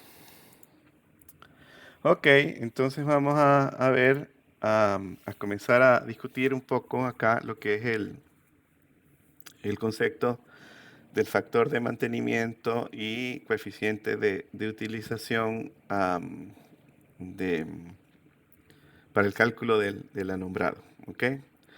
Entonces, la mejor forma de entender esto es simplemente seguir este diagrama de flujo que vemos allá, ahí en la diapositiva, en la parte izquierda, y es cuál es el proceso que pasa el flujo de las lámparas desde que es emitido de la lámpara hasta que llega al plano de trabajo. Entonces, recuérdense que el E, que es en luxes, va a ser la iluminancia, es decir, am, el flujo luminoso que llega a la superficie del plano de trabajo. ¿Ok? Entonces, fíjense, si usted tiene una luminaria, un ambiente y tiene una lámpara, una luminaria con sus lámparas produciendo flujo luminoso, ese flujo puede viajar a ese plano de trabajo de varias maneras. Va a viajar de manera directa, es decir, todo el flujo que va, parte del flujo que va directamente desde la lámpara, pasa por la luminaria y llega al plano de trabajo, pero ese flujo también puede llegar a esa superficie, ese plano de trabajo de manera indirecta, como por ejemplo, va a haber parte de ese flujo que va a ir y va a la pared y luego va a ser reflejado de la pared y luego de que es reflejado de la pared, ese flujo también va a llegar a ese plano de trabajo. Es decir, en resumen, ese flujo va a llegar al plano de trabajo de dos formas, uno de manera directa y de manera indirecta. Entonces eso lo tenemos que tomar en cuenta en algún momento. Y entender también que el flujo que emiten las lámparas y la luminaria también va a cambiar en función del tiempo. Es decir, usted fabrica, construye la edificación, am, eh, hace toda la parte arquitectónica, se instalan las luminarias y es día 1, se entrega la instalación eléctrica y el tiempo comienza a correr. Bueno, pues ese día, entonces las luminarias van a estar en su condición inicial, nuevas de paquete, por decirlo de alguna manera, y a medida que pase el tiempo, pues eso va a cambiar. ¿Por qué? Porque las lámparas se van a ir degradando hasta cierto punto y generalmente esa degradación implica que usted tiene menor flujo a medida que pase el tiempo de la lámpara, pero también, por ejemplo, factores o variables como el mantenimiento que se le da a las luminarias, como por ejemplo polvo, insectos, etcétera, que si la luminaria específicamente tiene una pantalla y si tiene polvo, ese polvo se va a pegar ahí dentro de la pantalla de la luminaria y también va a ser un factor que contribuye a que a medida que pase el tiempo, entonces la lámpara no me dé el flujo luminoso inicial o óptimo que tenía al principio, ¿no? Entonces, todo eso como diseñadores de alumbrado hay que considerarlo porque a la final queremos que ese nivel de alumbrado se garantice por un, digamos, tiempo adecuado y con unos niveles de mantenimiento del sistema de alumbrado de manera adecuada. Entonces, y de eso se trata específicamente esos dos factores como factor de mantenimiento y el coeficiente de utilización. Y son dos factores que juegan un papel súper importante en lo que es el cálculo del alumbrado. Entonces, sin más preámbulo, vamos a ver el diagrama de flujo que estamos representando allí en la parte izquierda de la diapositiva. Entonces vamos a comenzar con el flujo de las lámparas. Entonces tenemos las lámparas, tenemos un número total de lámparas en el ambiente, en el local, en el área que estamos diseñando el alumbrado y cada una de esas lámparas va a producir cierto flujo. ¿Ok? Y si multiplico el número de lámparas que tengo por el flujo que produce cada lámpara, es el que me va a dar el flujo total de todas las lámparas que va a tener el local. Entonces ese sería el flujo lámparas, por eso está ahí en plural, el flujo de todas las lámparas que va a tener el local. Entonces, fíjese, inicialmente tengo todo ese flujo, pero a lo que ese flujo sale de la lámpara hay varios factores que me van a producir pérdidas de ese flujo y de nuevo que me van a afectar el flujo útil que llega al plano de trabajo. Entonces, esas pérdidas iniciales, luego de que ese flujo luminoso sale de las lámparas, tienen que ver con respecto a la pérdida de flujo luminoso de las lámparas. Entonces, esto tiene que ver en función del tiempo, de nuevo, la lámpara se va degradando y generalmente ese flujo luminoso se reduce. Luego vamos a tener pérdidas de reflexión del reflector o de transmisión del difusor o refractor motivada por la suciedad. Ahorita vamos a ir al pizarrón y vamos a entender un poco más qué significa esto de las pérdidas del reflector. Y todas esas dos, que de nuevo están relacionadas de cómo se degrada la lámpara en el tiempo y luego qué mantenimiento se le está haciendo a la luminaria como tal y pérdidas per se de la luminaria, todas esas van a ser incluidas en ese factor de mantenimiento F sub m. Ok. Entonces fíjense que estas primeras pérdidas tienen que ver de cómo sale ese flujo de la luminaria. ¿Ok? Esa es la primera parte. Tengo mi lámpara, tengo mi luminaria y las primeras pérdidas están relacionadas específicamente a lo que pasa en la luminaria, porque son pérdidas inherentes de las lámparas a medida que transcurre el tiempo, número 1, y número 2, pérdidas de flujo luminoso porque la luminaria tiene pérdidas inherentes o porque no tengo buen mantenimiento. ¿Ok? Ahora vamos a discutir un poco más eso. Y ya luego de que ese flujo que sale de la luminaria, entonces ahora vamos a tener otro tipo de pérdidas, como por ejemplo eficacia de las luminarias. O sea, qué tan eficaz es la luminaria luego de que sale el flujo de la luminaria, cómo esa luminaria está haciendo esa dispersión de ese flujo, esa distribución de ese flujo. Esa distribución es de manera directa e indirecta, y si lo está haciendo de manera directa e indirecta, con qué eficacia está haciendo esa distribución de ese flujo. Luego, la reflectancia de las paredes. De nuevo, va a haber parte de ese flujo que va a la pared y de nuevo, dependiendo del color de la pared, entonces puede ser que ese flujo se refleje o no de la pared. Y si, dependiendo del color de la pared, si las paredes, recuerden, son claras, entonces vamos a tener mayor cantidad de ese flujo que se refleja y que va a ir a ese flujo a dar al plano de trabajo. Y también relacionado estas pérdidas con lo que son las dimensiones del local. Y esas tres, digamos, entonces van a ser incorporadas en lo que se llama el coeficiente de utilización. Entonces van a haber dos factores que me van a afectar el flujo útil que llega al plano de trabajo, factor de mantenimiento y coeficiente de utilización. Entonces, vamos a ver un poco algunos detalles de lo que es el factor de mantenimiento. ¿Ok? Entonces, factor de mantenimiento. Entonces, uno de los primeros problemas que tenemos ahí es que si aquí tenemos el flujo de la lámpara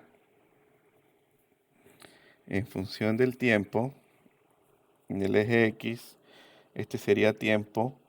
Generalmente esto es en horas de operación. Entonces, fíjense, aquí tendría el flujo inicial, que sería cuando la lámpara está nueva, 0. Y aquí estaría entonces las horas de operación, vamos a suponer a unas 3000 horas. 3000 horas.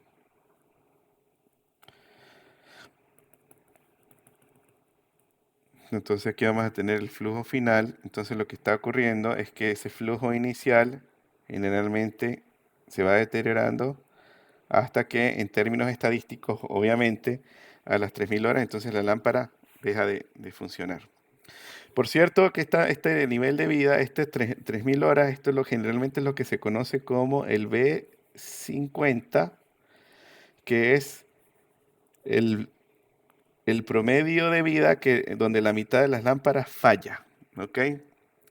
Entonces, si tengo una vida útil de 3000 horas, esto quiere decir que estadísticamente la mitad de las lámparas que se producen, la mitad, el 50%, entonces falla en 3000 horas. Es decir, que el otro 50% va a durar más de 3000 horas, pero no sé cuánto. Obviamente, cuando el fabricante está haciendo la caracterización de ese producto, él va a tener lo que es el modelo estadístico de la vida del producto, pero entonces él especifica nada más es cuando se daña la mitad. O sea, eso quiere decir que puede haber alguna lámpara de esta misma, proveniente del mismo fabricante, una lámpara que me pueda durar hasta 5000 o hasta 6000 horas. Lo importante de este valor que me especifica es que la mitad de las lámparas que se producen en términos estadísticos va a durar esa cantidad de horas. Entonces, esto es lo que es el factor de mantenimiento. Entonces, el factor de mantenimiento, vamos a poner acá, si tenemos un tiempo T sub 0, entonces aquí me va a dar el flujo, perdón, phi sub 0. Entonces, el factor de mantenimiento, parte de ese factor de mantenimiento va a estar contenido, va a tener una parte que está relacionada en lo que es el phi sub 0 entre el phi sub i. ¿Ok? Y eso es lo que le contiene ahí el factor de mantenimiento. O sea, una parte del factor de mantenimiento está relacionada con esto y otra parte está relacionada con lo que es de la luminaria.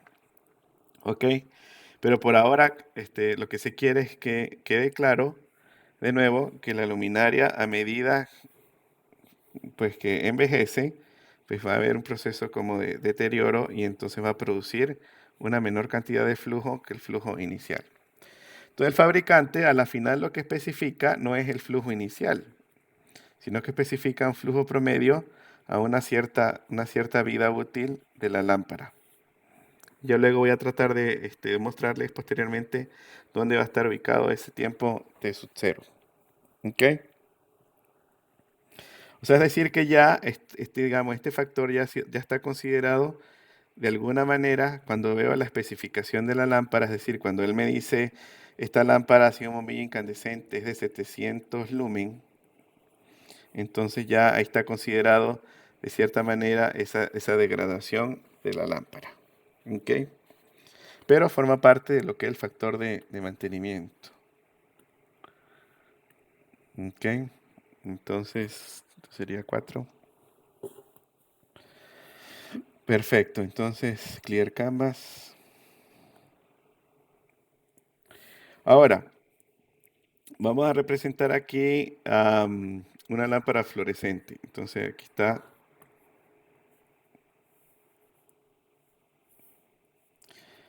la carcasa de la lámpara fluorescente. Aquí van a estar bombillo. Este sería el tubo fluorescente. Y este sería la luminaria. ¿Ok? Esa luminaria puede ser que tenga o no pantalla. Entonces vamos a suponer que tiene una pantalla. Entonces aquí en la parte inferior, vamos a suponer que tiene una pantalla. Entonces a la final, ese otro componente del factor de mantenimiento, lo que me indica es lo siguiente. Ok, si esta es la lámpara fluorescente, tubo fluorescente, estamos viendo una sección transversal de la lámpara fluorescente, pues ese tubo va a estar generando flujo. Entonces vamos a suponer un flujo que vaya a la parte superior. Entonces ese flujo va a viajar hacia arriba, va a llegar a la parte interior de la luminaria. En este caso, lo va a reflejar, pues se refleja, viaja hacia abajo y cuando llega aquí la pantalla, dependiendo de la pantalla que tengamos, entonces ese flujo lo va a difundir y generalmente, entonces vamos a suponer que es una difusión más o menos igual en todas las direcciones. Entonces, la pantalla está ayudando a distribuir ese flujo. Entonces, lo que me indica el factor de mantenimiento en ese caso es que, imagínense que ocurre lo siguiente. Primero, esta parte de aquí de la luminaria, me interesa entonces que el flujo que llegue a esa parte de la luminaria se refleje. Entonces, generalmente, por eso esta parte interna de la luminaria, entonces es blanca, para que refleje la mayor cantidad de luz, o es plateada, para que refleje de nuevo la mayor cantidad de ese flujo. Pero lo importante es que allí hay un primer punto de pérdida, es decir, aquí va a llegar un flujo incidente, flujo phi sub i, y aquí sale un flujo reflejado. El flujo reflejado siempre va a ser menor que el flujo incidente porque aquí vamos a tener ciertas pérdidas de energía. Claro, que hacemos la luminaria con el material reflectante lo mejor posible, sí, pero siempre vamos a tener algún componente de pérdidas en ese flujo. Eso es lo uno. Y lo otro, pues aquí también, o sea, ese flujo incidente que fue el reflejado aquí, va a llegar a la pantalla, va a ser difundido a través de la pantalla, pero ahí también entonces vamos a tener pérdidas porque parte de ese flujo se absorbe en la pantalla. Pero lo más importante es, si no le hago mantenimiento, y aquí vienen los insectos, vamos a poner una cucaracha y se muere ahí, entonces, o polvo, partículas de polvo, a medida que pasa el tiempo eso se acumula, entonces, ¿qué es lo que va a ocurrir? Entonces, lo que ocurre en ese caso es que el flujo que se va a absorber, en ese caso, cuando pasa a través de la pantalla, pues la absorción va a aumentar y a la final el flujo luminoso que sale de la luminaria, entonces con el tiempo se va a reducir. Yo creo que hay alguna pregunta. Adelante, Juan.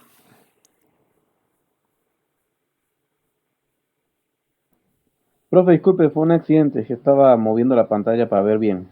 Ah, ok, no te preocupes. Ok, genial. ¿Alguna otra pregunta?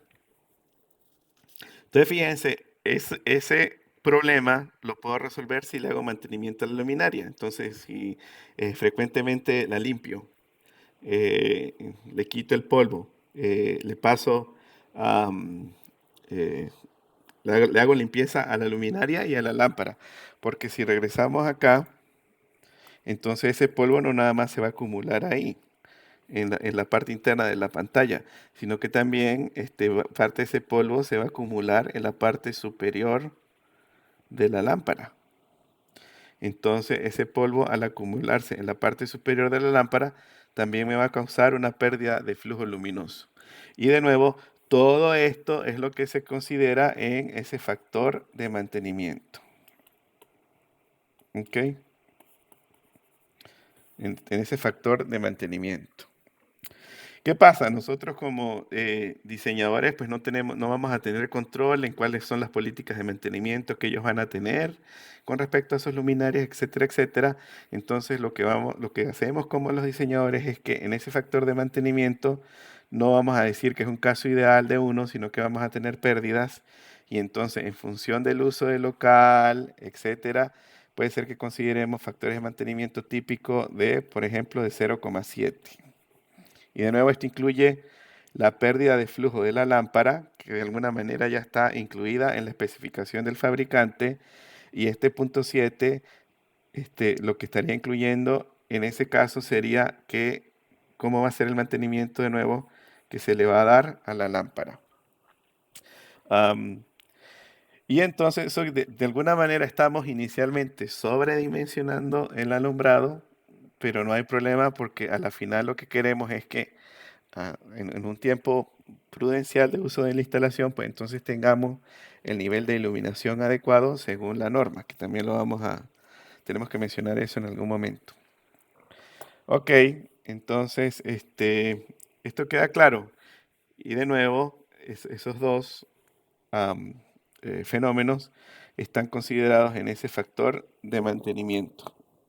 Generalmente va a ser alrededor de 0,7. ¿Qué pasa si tengo muy buenas condiciones de mantenimiento? am, por ejemplo, una clínica privada, etcétera, etcétera. Ese factor de mantenimiento lo puedo subir, pudiera subir en ese caso a 0,8. Si garantizo, esto va a estar en condiciones, digamos, ideales de mantenimiento.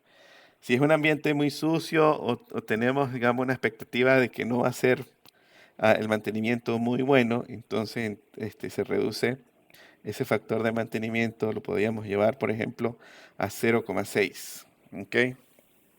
Pero ojo, eh, uno tiene que tener presente de que a medida que consideremos un factor de mantenimiento más bajo, entonces vamos a ver posteriormente que este factor de mantenimiento más bajo me va a dar un mayor número de luminarias. ¿Ya? Porque recuérdense que a la final, con este factor de mantenimiento, estamos sobredimensionando inicialmente el alumbrado, el diseño del alumbrado. ¿Ok?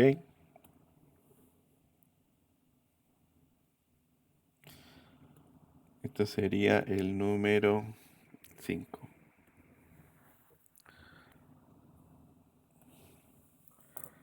Ok.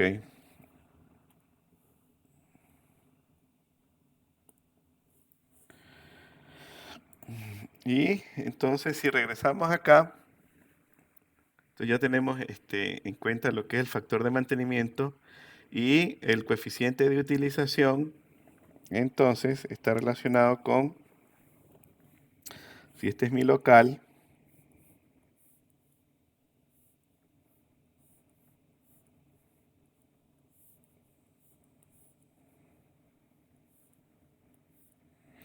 no me salió muy bien. Perdón. Vamos a Clear Canvas. Vamos a hacerlo así mejor.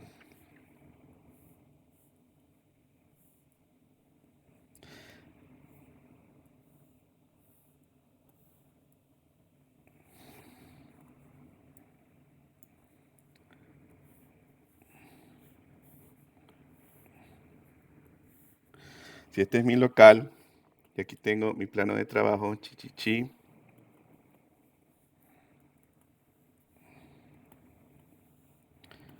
Este sería el plano de trabajo.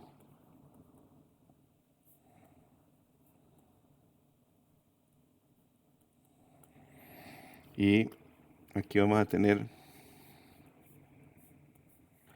la luminaria. Entonces, como decíamos con anterioridad, si aquí está el plano de trabajo, va a haber flujo que va a venir de manera directa.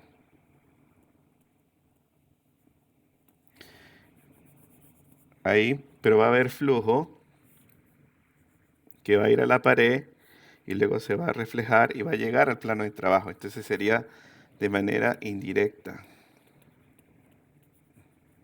Pero parte de ese flujo, dependiendo, o sea, como llegue a la pared, parte de ese flujo también va a ir al techo. Y que después que llega al techo, entonces va a rebotar y también va a llegar al plano de trabajo. Entonces, esta manera indirecta hay varias formas. Puede ser que vaya a pared, luego al plano de trabajo, puede ser que vaya a pared, al techo y luego al plano de trabajo, etcétera. ¿Ok? Y eso es lo que va a cubrir el coeficiente de utilización, porque de nuevo, si estas paredes son de colores claros, entonces vamos a tener un mayor coeficiente de reflexión, y si son de colores oscuros, van a tener un menor coeficiente de reflexión. Y eso es lo que va a cubrir el coeficiente de utilización, que obviamente va a depender de la luminaria como tal, porque va a depender de cómo la luminaria distribuye el flujo, va a depender de las dimensiones del local, es decir, va a depender del ancho, de la altura y del largo, etcétera. Y de nuevo, esto va a ser parte importante en lo que es el cálculo del alumbrado.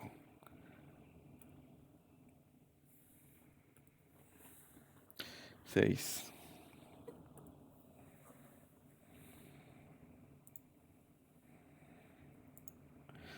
Ok, Entonces, vamos a ver. Entonces, dejémoslo hasta aquí por el día de hoy. Este es un buen punto para parar. Porque luego lo que viene, entonces, cómo vamos a utilizar todos esos conceptos para hacer el cálculo del alumbrado, los pasos, y ya luego entonces haremos ejemplos y los requerimientos, etcétera, normativas, y luego entonces nos pasaremos a la parte del Dialux. ¿Ok? Entonces, con respecto a la parte del Dialux, no sé si ya han descargado el software. Am, la clase el miércoles, entonces, dependiendo si terminamos la teoría de alumbrado, entonces vamos a ver, comenzar a ver un poco la parte del cálculo utilizando el software, pero quisiera que lo antes posible, entonces tengan ya su Dialux corriendo en la computadora. Ok, perfecto, esa fue la clase de hoy. ¿Hay alguna pregunta? Es bastante información. Sugiero que entonces por favor revisen el material y si tienen alguna duda pues hacen la pregunta, pero sí es bastante información de las lámparas, las luminarias, etcétera, etcétera. ¿Alguna pregunta?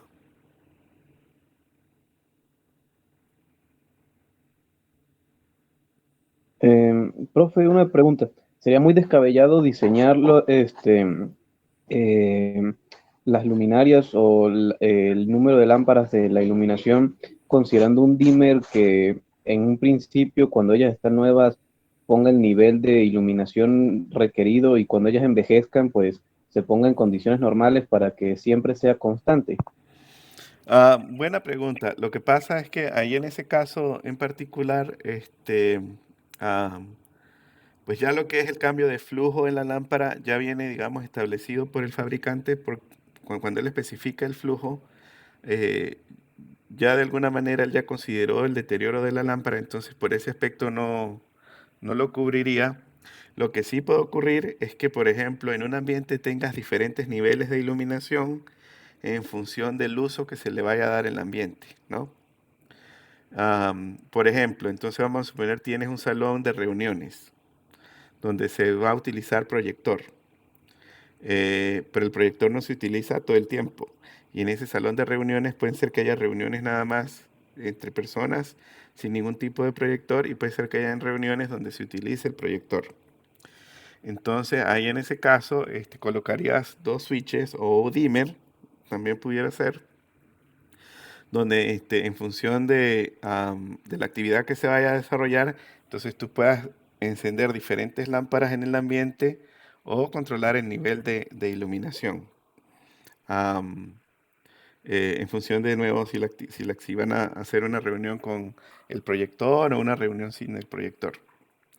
Am, y en fin, entonces luego lo que viene luego es que en función de la actividad que se vaya a desarrollar, vamos a establecer un nivel de iluminación requerido y ese el nivel de iluminación requerido es el que vamos a garantizar eh, con nuestro cálculo.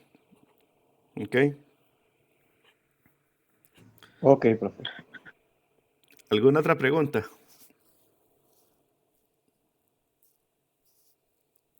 Ok, perfecto. Entonces, si no hay más preguntas, gracias por participar en la clase y entonces nos veremos de nuevo el próximo miércoles. Que tengan feliz noche, ¿ah? Igualmente, profe, muchas gracias. De nada, hasta luego. Revisen el material y me hacen Muchas gracias, Enrique, igualmente. preguntas. Hasta luego.